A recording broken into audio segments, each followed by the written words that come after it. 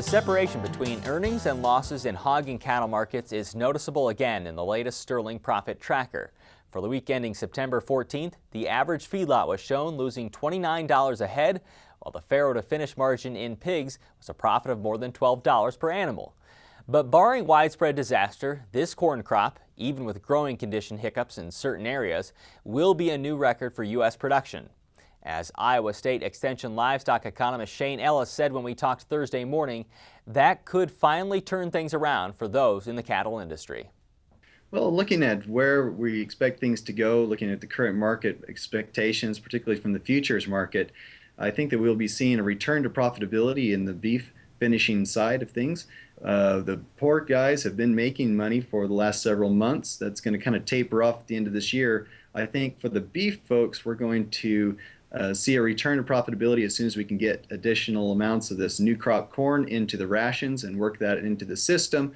I think that we'll have a return to profitability by the end of this year. And then it's probably going to continue on through the coming year, as long as we're feeding that 2013 corn on through until fall of 2014. Right now, just looking at what can be locked in as far as margins, it's a pretty good opportunity, and I'm sure that there's many cattle finishers that are out there that are cashing in on this opportunity or hopefully locking in some profitable margins. These are better margins that we've seen in quite some time, and hopefully it'll breathe a little bit more excitement and interest back into finishing cattle. Slaughter numbers were way down for cattle, that is, a sharp decline in August. What do you expect as we go through fall? It's still going to be difficult to find those finished animals just because we just are dealing with a shortage of animals in general all the way through the system. There in August, we saw a sharp decline in the number of beef cows that were going to slaughter. Essentially, for that month, our weekly slaughter of beef cows was down 10,000 head for each of the weeks during August. And you have that kind of a drop-off, it's definitely going to have its impact. But I think that going out into the future, once we get into an opportunity where we can start expanding the herd, I think we'll do a little bit better, but that takes a while. So we are going to continue to see tight feeder cattle and fed cattle supplies for the next several years. It's probably going to be at least 2015, I believe, before we start seeing an increased calf crop coming to market or available in the feeder cattle market. Is it realistic to expect supply levels, inventory levels in cattle to reach pre-drought levels? I think that it's just going to take a while to get back to that point. Basically, we were already declining our numbers. Just the drought accelerated that. So it's going to take a couple of years to get back to the levels that we saw before the drought started coming on us in 2011 and 12. Those southern plains pastures, they are doing a little bit better. They're starting to get a little bit more moisture in some of those regions that were really hard hit. If we look at the drought monitor, we can see that some of those hard hit areas are being alleviated. If we go as far as Colorado, it's a little too much water. They've gone to the other end.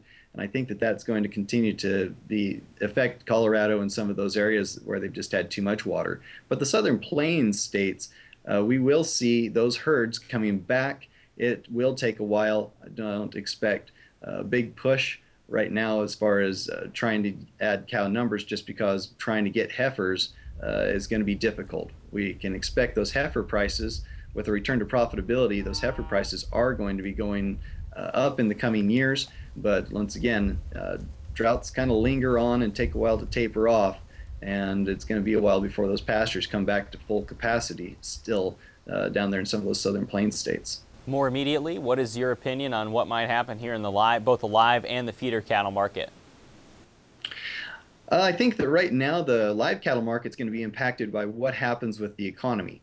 And right now, if you're looking at consumer sentiment and how consumers are feeling, most retailers, both in the food market and outside, are well aware that consumers are feeling the pinch and are not going to be rushing out and spending excessive amounts of money, whether that be eating out or buying those extravagant gifts for Christmas. I think that we're looking at a fourth quarter of this year where consumer spending is going to be kind of stagnant from what it was last year, perhaps a little bit lower. It just depends on whether or not we can help the consumer feel a little bit better about their economic situation right now. And there's so much uncertainty in the economy both on Wall Street and within the political realms, that I think a lot of folks are just kind of holding their breath. They're not sure where they want to take things. I think that that's going to hold our live cattle prices steady, and maybe we might even lose a little bit of ground there also. Right now, we're looking at record high prices for retail beef, pork, and chicken.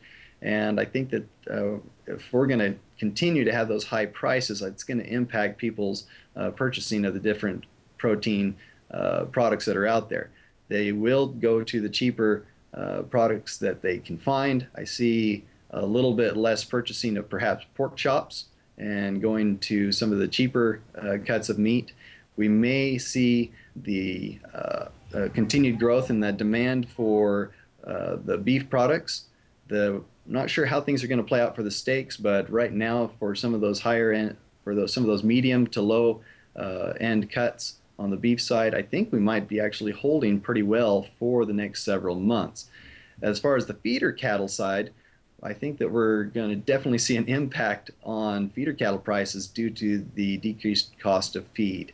The cost of gain is going to be dramatically lower, and when you can have an improvement in your margins of over $100 and you're looking at a short supplies of feeder cattle anyway, we're definitely going to be seeing higher feeder cattle prices once we get deeper into harvest time and on into the coming year.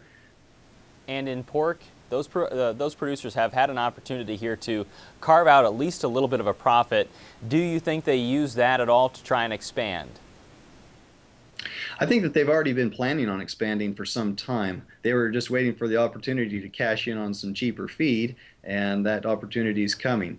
Now, the most recent increase in returns has been due to the higher cost of or the higher value of hogs in the actual market. It wasn't because the feed was any cheaper.